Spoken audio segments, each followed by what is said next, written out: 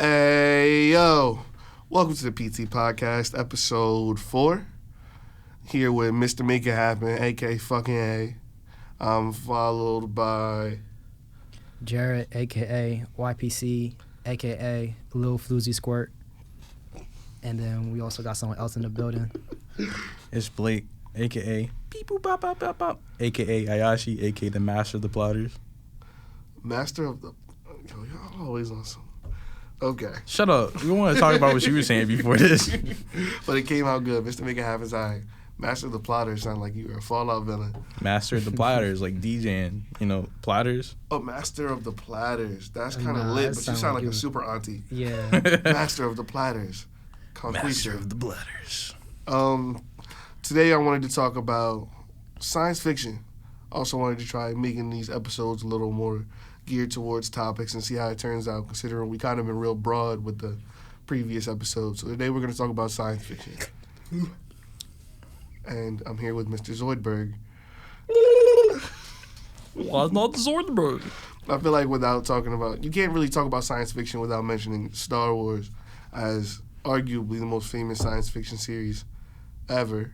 And since it's came to like a halt this year and kind of finished its legacy, I feel like it's only apt to talk about it. So how do you guys feel about Star Wars? Star Wars is great. End quote. Period. Period. I feel like it definitely deserves its recognition in the world, but it definitely did start falling off in like later years. I get what you're saying. I feel like towards the end of the legacy, they definitely had like a little bit of a sloppy landing. You had a great takeoff. They waited a little bit, let the hype build. I feel like these were perfect decisions. Even episode 4, as an episode coming back, it was so different. I feel like they started off on the right foot. Episode 4. Episode 4. Damn, I'm wrong as hell. 7, Episode 7. 7, 8, and 9, my bad. Episode 7. Sometimes I forget the first 3 movies existed, honestly. They were a different breed. But anyway. They were the best breed. You like the first 3 movies better than the latter half? Yeah.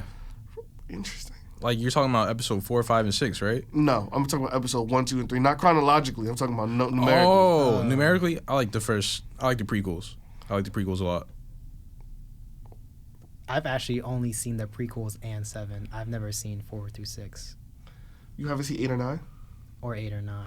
I've seen like pieces of I think it was 4, but I haven't like watched the whole movie. Does not compete. So Luke Skywalker means nothing to you.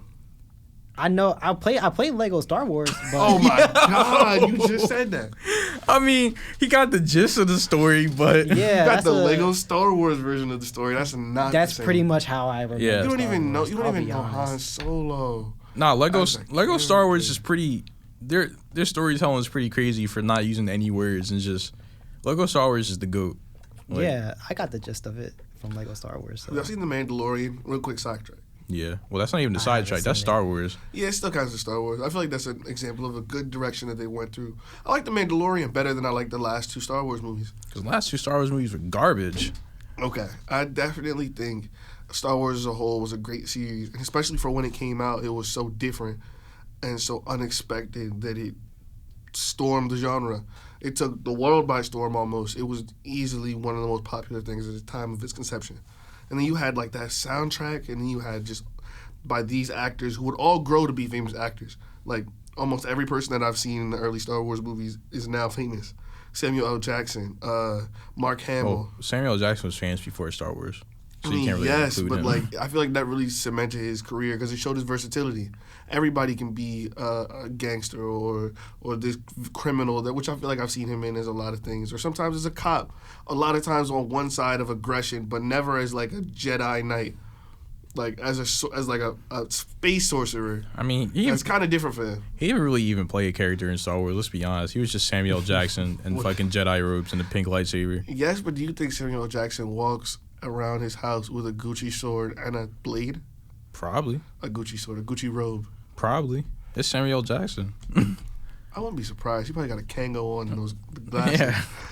How do you think Star Wars pioneered the sci-fi as a genre? I said the sci-fi, but The sci-fi, I mean, it opened the door for like like storytelling to be told like in space opera ways, like movie wise. Like, I mean, Star Trek kind of did it as well. Cause I'm not sure like the chronological order, but I'm pretty sure Star Trek had their movies out before Star Wars.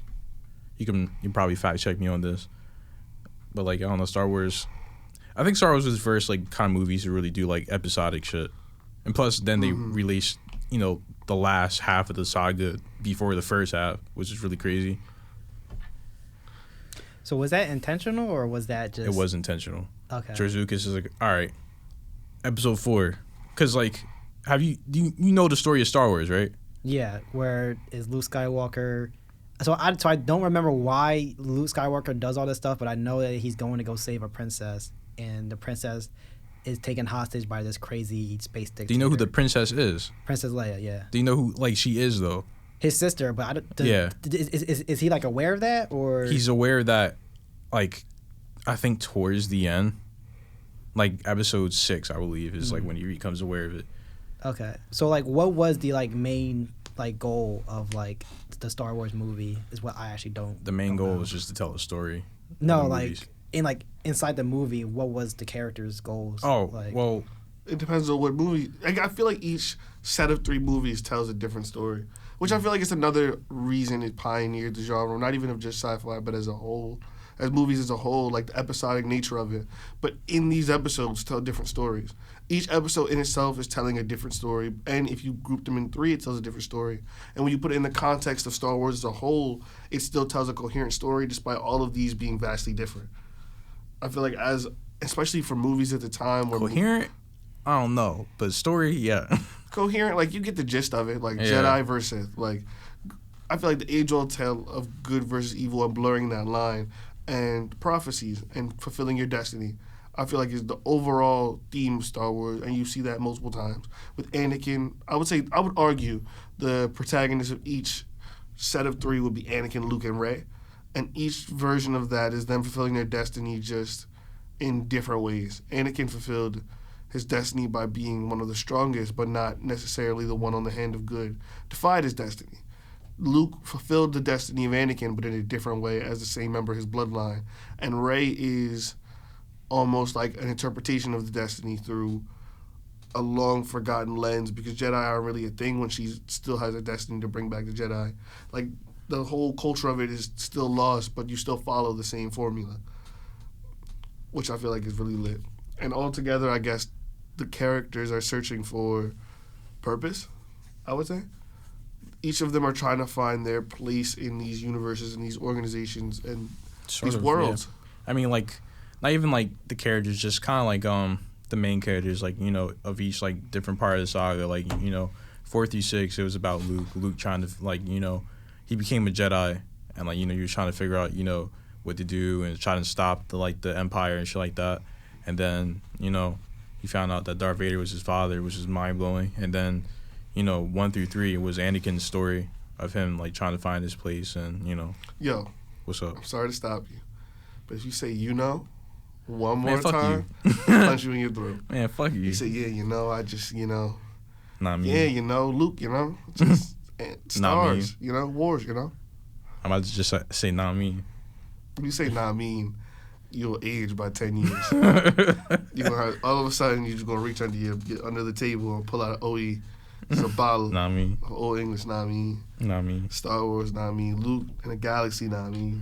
Not me. But yeah.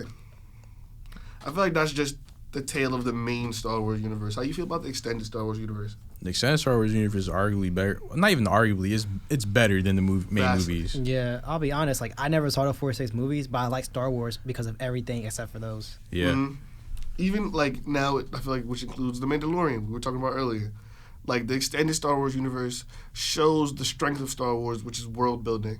Like, this universe as a whole seems flush and populated with different cultures. Each of them interesting enough that I care about it. Mm-hmm. Like, the Mandalorians, which were just kind of like a fleeting plot point in the main movies, proved to be much more interesting. Like, this is the way. Like, that shit was so lit. Mandalorian was gas. The second season's coming out in October.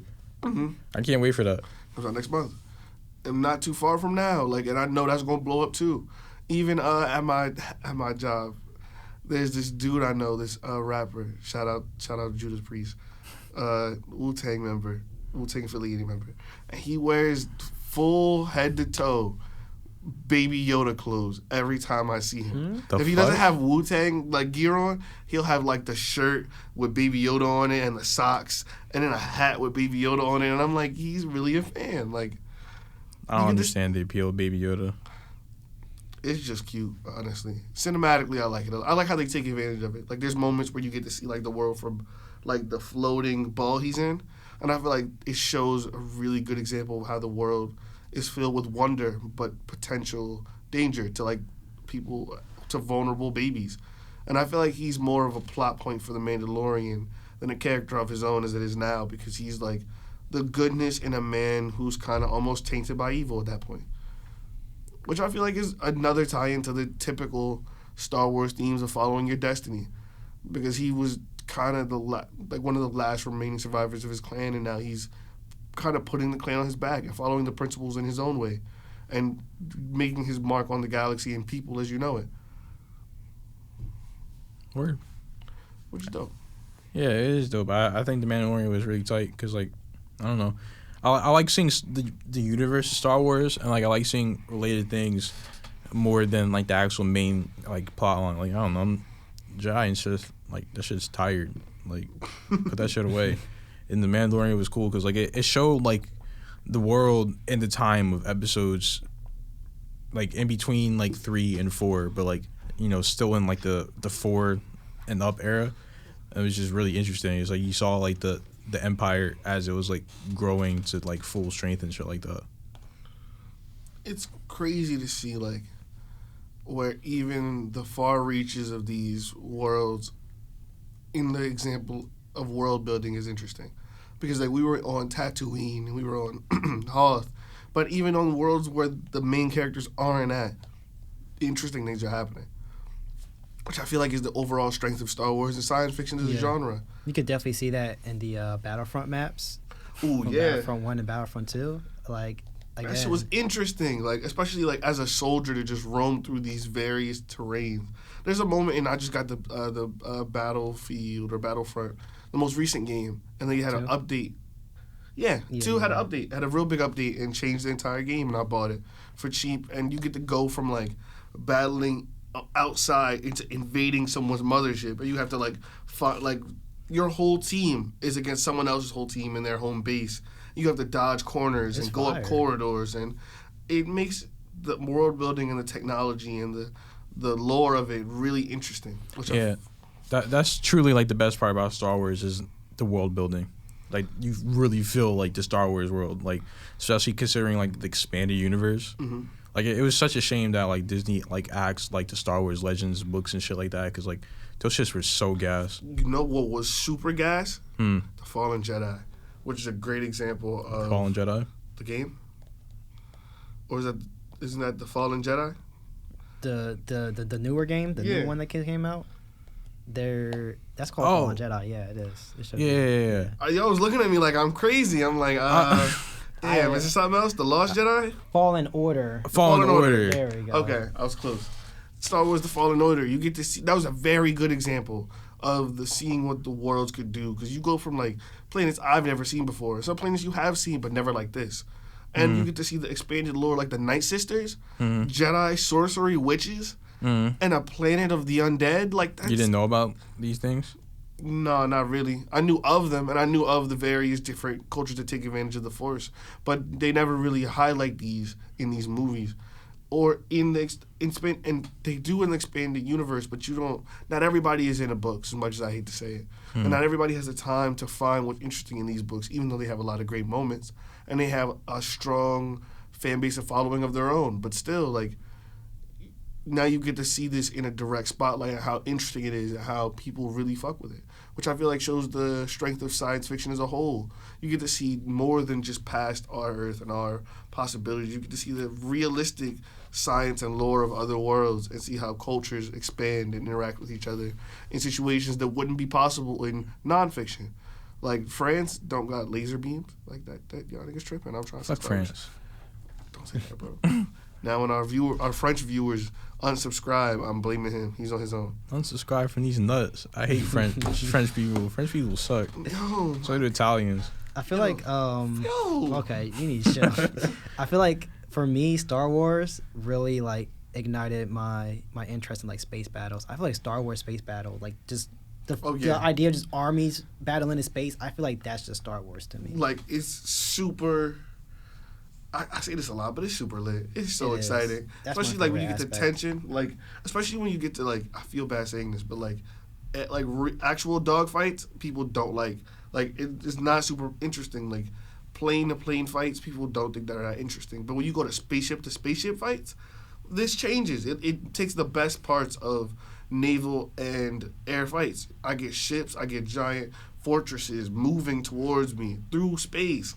And then I have like the small TIE fighters, the small pawn-to-pawn soldiers. Can you imagine like doing like a Star Wars spaceship dogfight but in like VR, so you actually feel like you're piloting and you get like they do that in Star Citizen. Did I? Oh, I already know about Star Citizen. About like like in the Star Wars universe. There's like, Squadrons coming out soon. Actually, yeah, Squadrons I heard coming about out. There's also arcade machines that kind of do it, but it's not VR though. Like when we finally get the VR one, it's gonna be fire. Yeah, just think about it. It's just like in the X-wing blasting fucking TIE fighters down. Imagine like online new VR, like the new VR technologies that's gonna come out like 8 years from now. It's gonna be crazy. God, I can't imagine like being virtually linked to the same world with other people. That actually ties back to something I'm gonna bring up later on, but keep a pin in that. Also wanted to ask, speaking of like newer age sci-fi and science fiction, another great example of science fiction as a whole, and one of the greatest examples of science fiction a lot of people say is Gundam. I was gonna say Dune, but Gundam's a good competitor. Gundam is also a great. I should have said Gundam now. You fucked me up. I'm sticking with Dune, but Gundam is something we gotta talk about another day. I was gonna say Dune because the trailer for the newest movie just came out with Timothée Chalamet, Zendaya, Jason Momoa, Dave Bautista, among a bunch of other amazing actors and actresses, which I feel like shows they put a lot of care and a lot of effort into it. And I actually bought the book after seeing the trailer, and it's nothing but fire. Easily. It's easily one of the best examples of science fiction in a form that you wouldn't even... It sounds so believable. If there was a planet out there called Arrakis that people are on right now, I wouldn't be surprised. Like, it was so in detail and so... Yeah. The culture of it was so strong that I'm like, damn, this shit real. The culture, the ecosystem, the politics, even like the currency, how they like use like water as currency in some parts of like, the planet. It's crazy. Like, I'm at the part where I'm not gonna spoil anything, but one of the main characters and the mother of the protagonist meets one of the natives of the planet, and you get to see how different they look and how they interact with each other, and how surprised she is at like the level of moisture in the air and like the water that's around there, and she like that's crazy to have to worry about the amount of moisture that's in the air. Like it's just insane to me, but yet so believable. Like I could really imagine us fighting over water if it becomes that much of a scarcity. Like the fight for natural resources is always going to be an age-old tale, but like, especially to think that this is a book from 1965 it came out. Yeah. Like, this was a great depiction. This could happen on Earth. Our resources are running out as we speak. Who knows what kind of Cold Wars are going to start over just fossil fuel? Imagine stabbing your brother over some gas. Imagine stabbing your brother over some actual gas. You just said that. Okay, bro. So for the people out there that don't know, how would you describe Dune? What is Dune to you? I think Dune is really a journey into what a story can be and what stories can actually bring to life. It's very hard to get into. Like, it's not something it's very inviting, but once you do get into it, I think it does redefine how you see other stories. I actually agree with that. Like, just there's times where I've read a chapter and I'm like, damn. I'll reread the chapter because I understand it, but I want to make it hit home, and I want to make sure the things that they're talking about hit me, because even like the small things, like a major thing in this book is words, and the words that you say to people and the power that words have.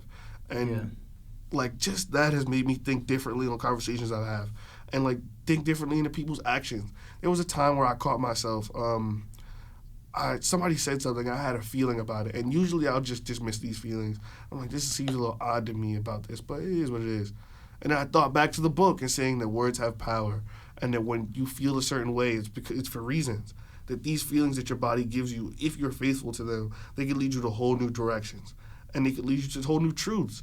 And I'm like, damn, this is something I learned from this book I just bought like 2 days ago. Say that, yo, like, don't go into this book looking to be entertained. Go into this book looking to learn something. You like, know, dead ass. Like, it definitely is enlightening me as I'm reading it. Easily one of my favorite books I've read so far. And just to think about how that's going to translate into film is going to be insane to me. If accurate, bro, this is going to be like one of the hottest movies of this decade. Like, for real. And I kind of appreciate the film version because I feel like they can focus more on the action. There was still action in the book, but I feel like the book, what you're really supposed to focus on is the characters and dialogue. Mm. The action, which is kind of there to help with pacing and help keep the book interesting. But like, I feel like visually, this movie is gonna look amazing, and if they do the choreography for the fights and everything right, it's gonna be really, really good. Mm-hmm.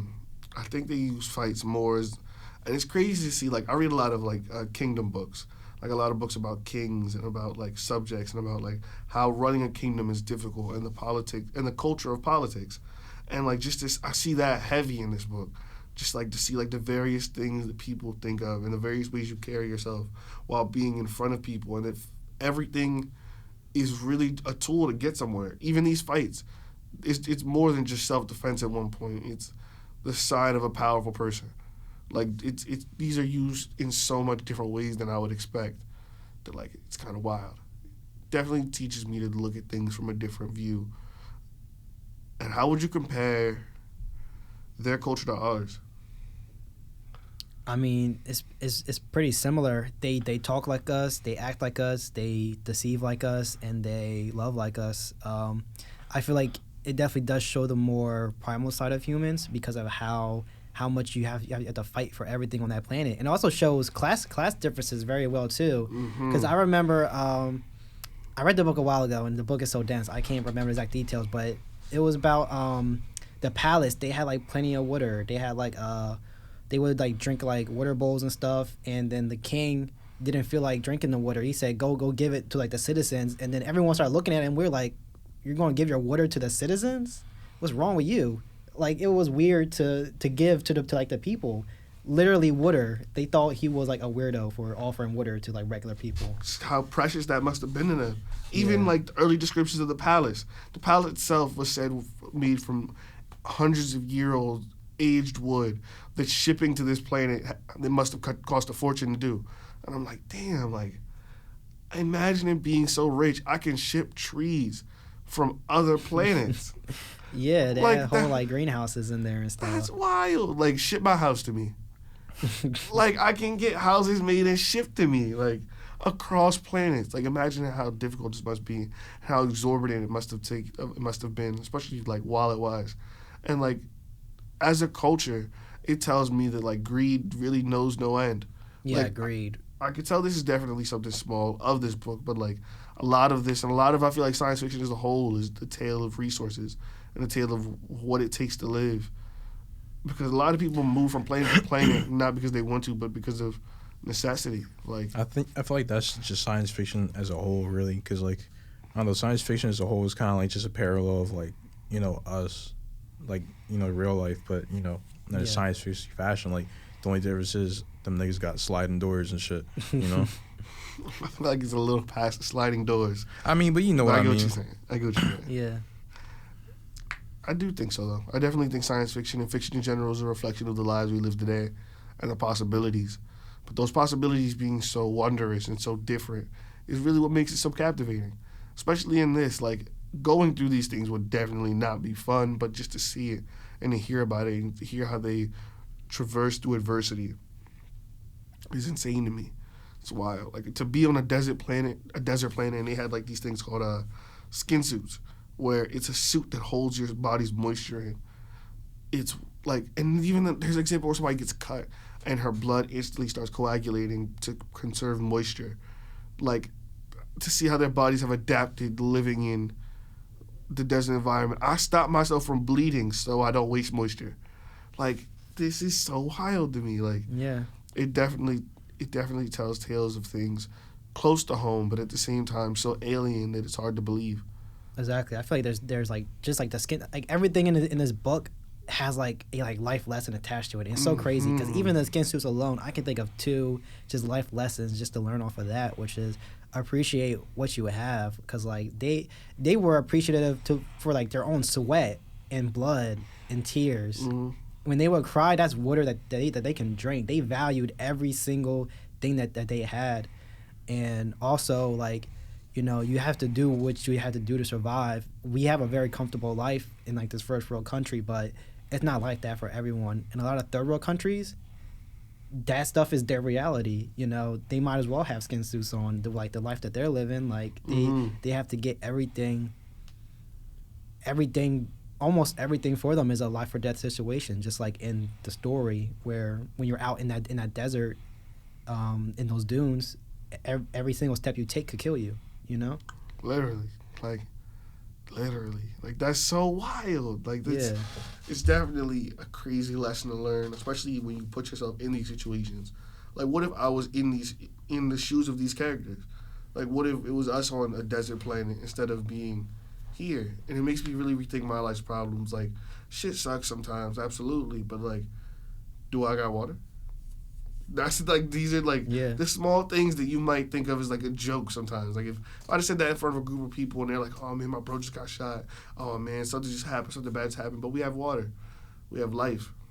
They gonna look at you like you dumb. They're gonna be like, yeah, come on, brother Sharif. They might just like dump you actually. Like, for real, bro. Maybe not when the brother gets you ain't shot. got no life. Shit. Nah, but maybe not during the direst situations. But in general, in day-to-day life, especially as people with depression, as the rate of depression grows higher and higher from generation to generation, it's definitely times where you have to learn to keep yourself happy and focus on the things that matter in life and not let yourself and your path be thrown off, which I feel like is really what these science fiction books tell us, or at least what they tell me. And from there, I want to ask, how do you guys feel about book-to-movie adaptations? To get a little bit... In general? In general.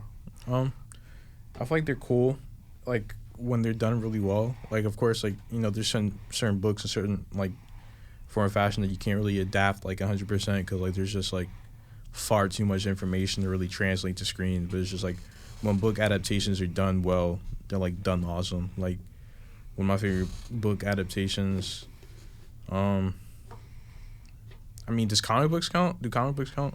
Yeah, that counts. Okay. My favorite book adaptation when it comes to comic books is probably... Damn. I was going to say Batman Mask of the Phantasm, but it was the other way around. They adapted that movie into comic books. Yeah. Damn. I don't know. I actually like the Harry Potter series a lot. I thought the Harry Potter book adaptation series was done pretty well. What do you think?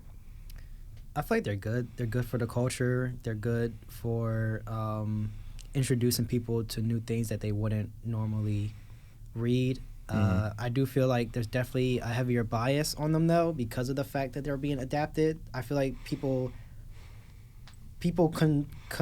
constrict the creative freedom that can be applied to these stories. It's not always good to apply the creative freedom because it doesn't always turn out well, but you know, you should let your story evolve and let the story be adapted to modern times. Like, not just because it's not a carbon copy doesn't mean it's not a good film. And I feel like that's something people always just jump onto. I think another really good book to movie adaptation was Ender's Game. I disagree. You disagree? Why? I disagree. I don't think which I guess brings to my answer to the question. I think book-to-movie adaptations are good depending on how the adaptation works.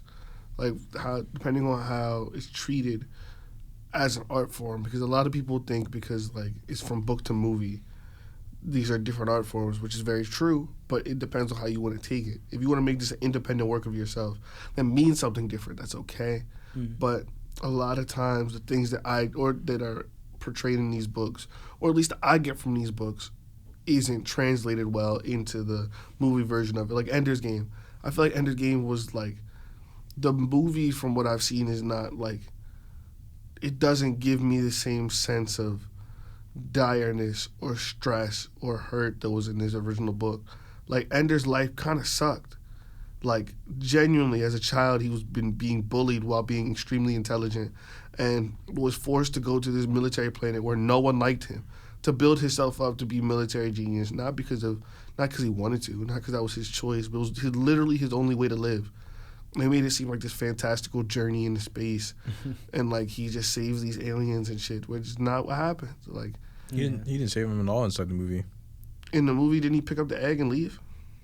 I mean, yeah, but like, I mean, I guess because like it wasn't really shown. Like he did do that, but like, I don't know, they didn't like delve into it. I guess. I feel like that was the culmination of this movie, which is like the end. The end, like what did he learn from this?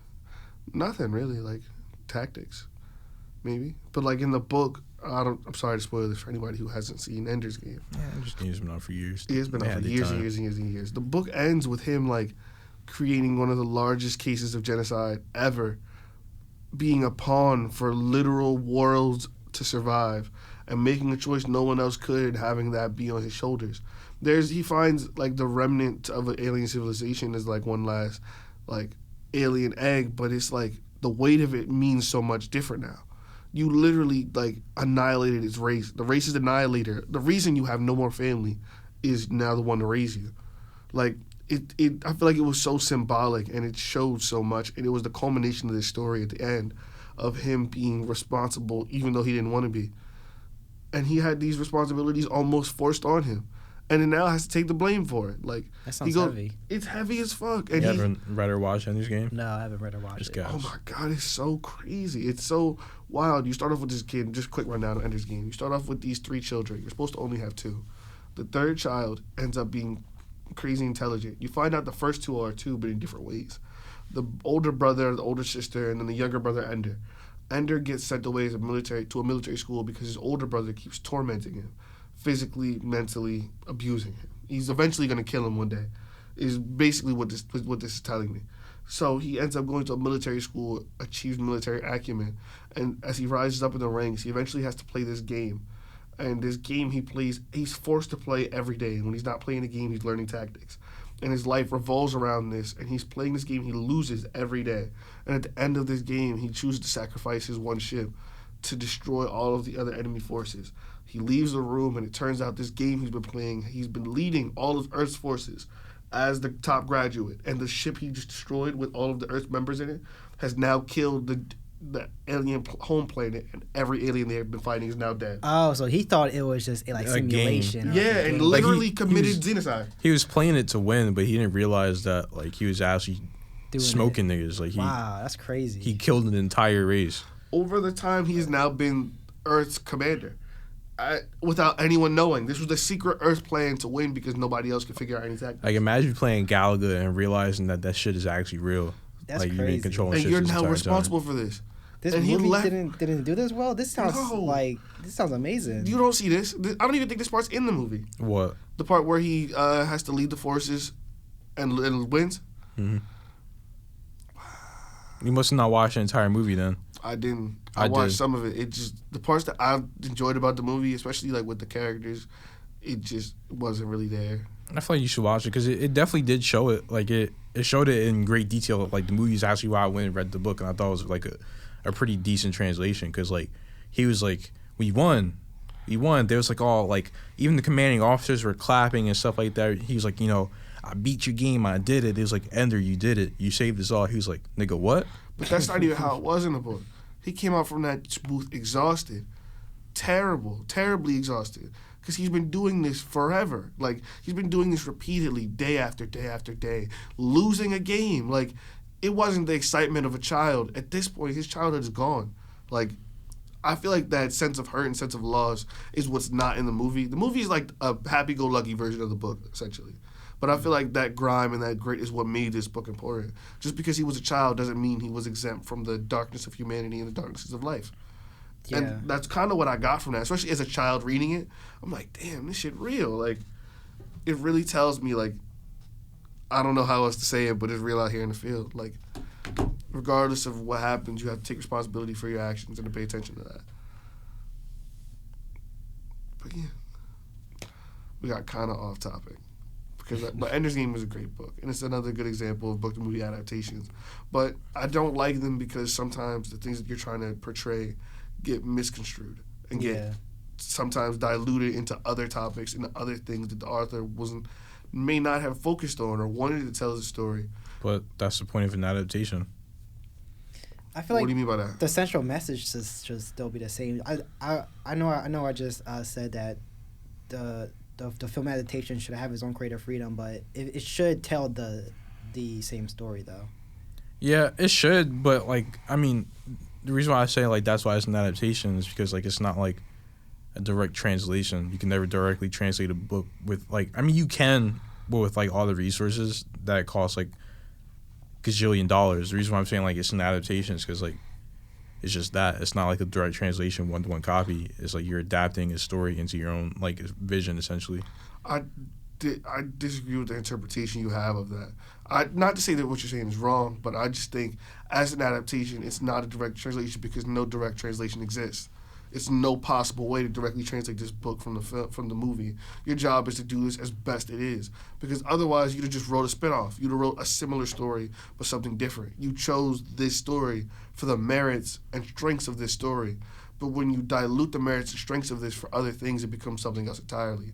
It's not even an adaptation anymore; it's a reimagining, and I think that's not really what I came here for. I'd watch something else if I wanted to see something else. I mean, I feel like that's debatable because, like, I don't know. If you wanted a one-to-one copy, then just read the book again. But there's some people who don't read the book, and I feel like the people who don't read the book shouldn't be exempt from this story. Just because you want to see the same content in a different art form doesn't mean it should be a different content. A good example of this is, and this is the last thing before I go on to the next topic, is the Akira, one of my favorite manga of all time. And the manga was so much different from the movie, but the movie was still an amazing movie. It was an amazing movie in its own right, even though it didn't do a one-for-one of the story of the manga. But it chose to do that and chose its own creative path aside from it and didn't try to just do this badly. I liked the manga more, and I feel like it went into more detail and it definitely told a different story. But the movie didn't. It cut the story short and focused on aspects of the story that it wanted to focus on. It didn't change the story. You know what I'm saying? I mean, I feel like we're saying the same thing. I mean, to a degree, because like I understand what you're saying, but like that's kind of what I was saying too in a way, because like it's not necessarily changing the story. Like it's an adaptation. Like you kind of have to trim the fat in some places to make it fit the runtime. No, I get what you're saying. That's not what I'm saying is important about Akira. I'm saying the choices, the things they chose story-wise were what made me not dislike it, but it still kept the same story. It didn't choose as an adaptation to change the story and do its own thing. It was the same story, just focused on differently. Same things that happened in Akira the book are the same things that happened in Akira the movie, just through a different lens. It's not the things that happen through the book, but something different happens entirely. I feel like Ender's Game is a good example of an adaptation that focused on the story more than I thought, but it's not. The things that I wanted it to tell and the things that I wanted it to do weren't really the same, so I don't prefer that one as a whole. And I think a lot of book-to-movie adaptations don't usually follow the story as succinctly as I would like it to. Not to say what you're saying is wrong, I'm just saying as personal preference, I prefer this to be a different way sometimes. Which I guess leads us to typical science fiction. What would you guys say typical sci-fi is? Sci-fi, I feel like, is defined by like how like close can you get to like how far away you can get to the real, like from the real world without it being entirely alien. Yeah, I feel like it goes back to that conversation we were having about Dune and kind of like Star Wars, where it tells stories that apply to things today, but it takes them out of perspective so that we can really see them through a different light. Because it really does take a different perspective to really understand things sometimes. I feel that. And like the stuff it's telling us is stuff that we know, like Dune fighting over resources, appreciating what you have, Star Wars fighting for what is right, knowing right from wrong from what I know of Star Wars, but I feel like seeing it through those stories really makes us connect to the themes more. It makes us really think about them more than normally. Because like if we're talking about this in a normal conversation, we're so like desensitized to these kind of things that like it wouldn't really resonate with us the same.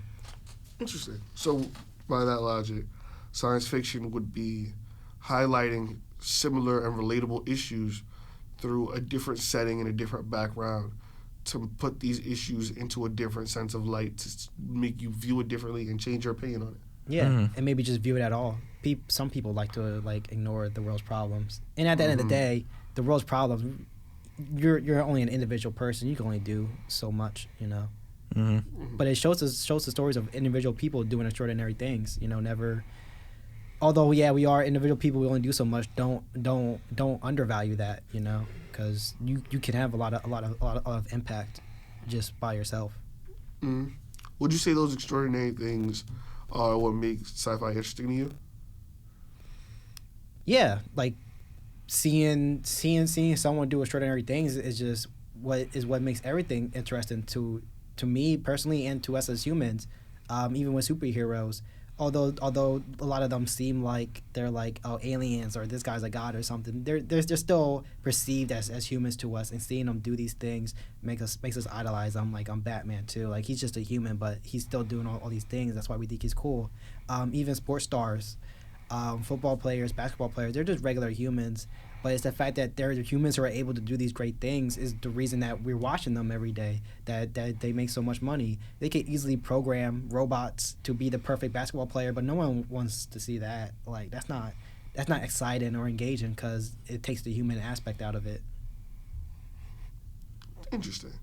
So what makes sci-fi interesting would be the extraordinary aspects, but while keeping in mind the human lens of these aspects. That's tough. That's a good interpretation. What about you, Ayashi? I already said mine. He did, yeah. His was very short and to the point. What makes science fiction interesting to you? Oh, what makes science fiction interesting to me? I think what really makes it interesting is just the fact that, like, I don't know, these are, like, I like the world building aspect of science fiction a lot. And I like more the lore and like mythology behind science fiction worlds more than the actual like story, I guess. Like I find it interesting, like Blade Runner is one of my favorite science fiction works. I find it interesting how like, you know, like the whole like concept behind replicants and shit like that, and like the whole like mythology behind like an actual Blade Runner. Like these niggas are sent out to kill fucking replicants that are like made to be exactly human and shit like that, you know? That's scary. That is scary. Yeah, that's terrifying as hell. I got a doppelganger that low-key just is evil as hell. That's just you. You're just evil as hell. Yeah, I probably am a replicant, honestly. one day, what's his name gonna pop out on me? Han Solo. Fucking Han. Fucking Indiana Jones. Whatever his name I can't remember his name, but I know you're talking about. Harrison Ford. There you go. Harrison Ford's really a goat. Shout out to Harrison Ford. This nigga was Han Solo, Indiana Jones. Fucking, I forget his character's name in Blade Runner, but yeah, he's that nigga. He did a lot. Yeah. You an all-star. Shut up. Prince Hood Cinema. So what would you guys say the line between realism and fiction really is? I mean, obviously, fiction, I feel like fiction is just a like exaggeration of reality, really, because at the end of the day, at the core of all these fiction stories are real life lessons, you know. Even something like Bridge to Terabithia, it's a fiction story, but that drama might as well just be nonfiction. The way that like, made me want to kill myself. It really like hits. That shit was deep, man. Yeah, it was really deep. I read this book. I never saw the Bridge to Terabithia movie. He told me not to watch it. Yeah, don't watch it. It's because like, so that is the type of adaptation where I would say you need to read the book because it's on an emotional level. You cannot have the same connection to these characters through a movie. Like you have to read the book, you know. But like, it's a fiction book, but everything in that book is very real. It's very like real life. So I feel like although there is a clear distinction between reality and fiction, at the end of the day, everything revolves around the same universe, really. Even if the universe is different, it still follows the same rules as this universe. When someone dies most of the times. This is who a good person is. This is who a bad person is. Like the parallels, they definitely run they don't intersect.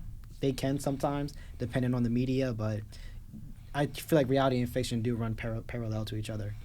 So fiction is just a mirror, almost. Yeah, it's like a mirror world of us, basically. It's kind of like how in DC, there's like a bunch of different crazy worlds. Like I feel like fiction is just a bunch of possible realities. Like they could have very well have been a reality. You never know. That's wild. That's interesting. So we talked about this briefly. I feel like we talked about like parts of the whole answer a lot, but like just to define the answer. What does science fiction mean to you?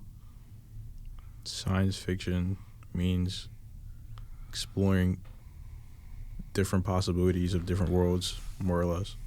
Because like I don't know, and all the greatest science fiction works, in my opinion, it's just like they craft a world and they build a world that doesn't actually exist, like Star Wars or Star Trek to a degree, or any other science fiction world that you just think is crazy, like even fucking Terminator.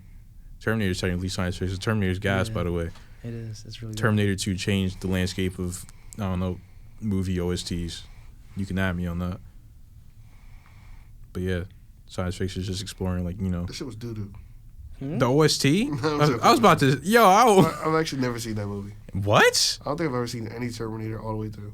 Do you know what Terminator's about, though, right? It's about Arnold Schwarzenegger doing some stuff. He a robot. Are you serious? He shot this girl from the future or something. I don't know. Terminator's... just give you a quick rundown of what Terminator is about. Pretty much Terminator is about scientists creating Skynet, which is an AI. And Skynet is like, all right, well... I'm about to destroy the entire fucking world because humans are horrible. And so it starts like, a machine kingdom essentially. And the Terminator is sent back into the past to kill the rebel leader in the future, who is John Connor. And like that's how Terminator is. Like Terminator is like about Arnold Schwarzenegger who gets sent into the past to destroy the rebel leader in the future. I mean, I feel like that's a like alternate kind of science fiction where it's a like possible future, because it could be our future. I mean, all science fiction is a possible future, somewhat, but I feel like that one's more close to like real world. I get what you're saying. I think what you're trying to say is more post-apocalyptic. Yeah. I feel like post-apocalyptic science fiction is its own different subgenre. Absolutely. Maybe we'll talk about that one day. But what does science fiction mean to you, YPC? I think it just means opening up your mind to different perspectives and different realities. Not everything is what you see. I mean, the world is just a reflection of what your eyes are telling your brain. Sometimes you got to look a little bit deeper to find the true meaning of things. If that means watching Star Wars and learning a life lesson through Luke Skywalker, then that's what it means. You got to open up your mind to different paths of knowledge. To find the road to enlightenment. That's Yeah. wild, bro. YPC Gandhi. Why this nigga so wise? That's wild. I would say science fiction to me just means the boundless, explorable nature of the future. Like various different paths we can take. Because honestly, like the fiction aspect of it isn't really that far-fetched. All it takes is one or two scientific discoveries, which happen every day, for this shit to be real. Like I just saw a dude in a flight suit. To me, that was science fiction. Like yesterday, but today it's reality because of the possibilities and where we're at and where we're reaching. So I feel like science fiction, in a sense, is just different lessons the future's trying to tell you, and different ways worlds could turn out, and lessons on culture and life and responsibility and good and evil. Yeah. And in general, just reflections of us. I feel like. Science Reflections of human nature, put in different backgrounds. Yeah, science fiction can be the future. They're like building Gundam frames right now. I'm telling you. I saw a video the other day of like the RX-78 that was built in Japan. That thing has way more articulation than I thought it did. Like, yeah. That's actually crazy. We're like close. this, it said like y'all can't see it, but like he lifted up his arm, grabbed the fist, was just moving it. I was like, what? It's time. Yeah. And isn't it like coming up to that giant robot battle between America and Japan? Is that still happening? I have no idea. I hope so. That's a good thing to think about. I'm ready to be a new type. But y'all tripping, bro. Next time somebody walk up on me, but niggas start getting run down on in Gundams, it's gonna be different. Yeah. When I get that Hulkbuster armor out with the glizzy attached, Hulkbuster armor, yeah, okay. I don't want to hear nothing. I'm walking over everybody. I'm flipping Jeeps. I don't know what these niggas talking about. I got hollow points to pierce the tank. Anyway, but I don't know. That was just about it for the sci-fi episode. Real quick, I want to talk about the highlighted media if you guys have any. My highlighted media this week is this is an album that's always in rotation for me. Some rap songs by Earl Sweatshirt. I think that album is very important.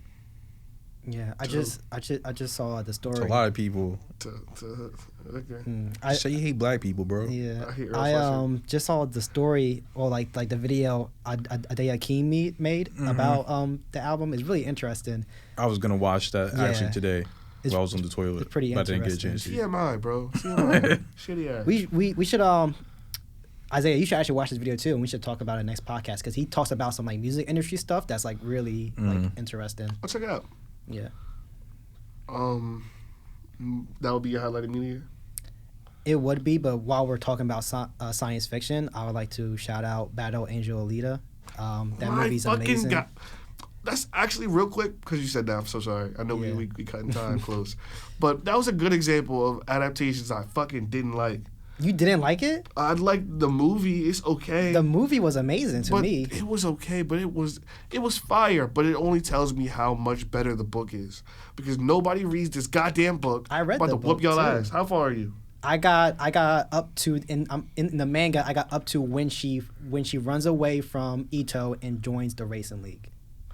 You're at the beginning, bro. They start punching that's dark at matter least, holes like- through the universe. I think that's like book 2 or like book 3. It's hard to find all like Yeah, the it is. chapters. for- It's separated in like 3 manga. different series. It's up to like But- book like fucking 62 or some shit. I think it's like. Is that where I'm at is the second series, right? It has to at least be the second series. No, it's not. It's still the first series. It's still the first series. Right now she's in the racing league. She leaves the racing league to a whole different planet to look, and she finds out there's a bunch of clones of her, and she starts fighting the clones, and that's when you meet Six. The Okay. sixth clone of Alita. Then you start to go through tournaments. You start to go through other worlds and Well, conspiracies. that's and a lot. It goes so much further than this And book goes. I feel like the movie did a very good job of summarizing that. It made it so much. You finish the part where that's at, like, Yeah. But you realize like these people are plagues on the universe. Like Nova, fuck shit up everywhere he go. Like the villain in this is retarded. It sounds complicated. I'll It's just take super- to Berserk. After this comes the revolution where there's like these adults have chips in their brains after they reach a certain age. Your brains are replaced with this chip, but the children don't. And so the children are rebelling against adults who they believe are not real humans. It's kind of wild. Yeah. Like it gets to so many different avenues. I'm not even going to talk about it here. We'll Yeah. talk about this for the rest of the episode. I just want to talk about my highlighted media being this book called Overgeared. It's like we were talking about earlier, VR MMOs. This is the first man who has a legendary class. He becomes like the legendary blacksmith, coming from a regular class, and it's so intrinsically related to reality that like the currency from this game can be transferred into real life currency. And he works his family out of debt by being one of the greatest players of this game ever.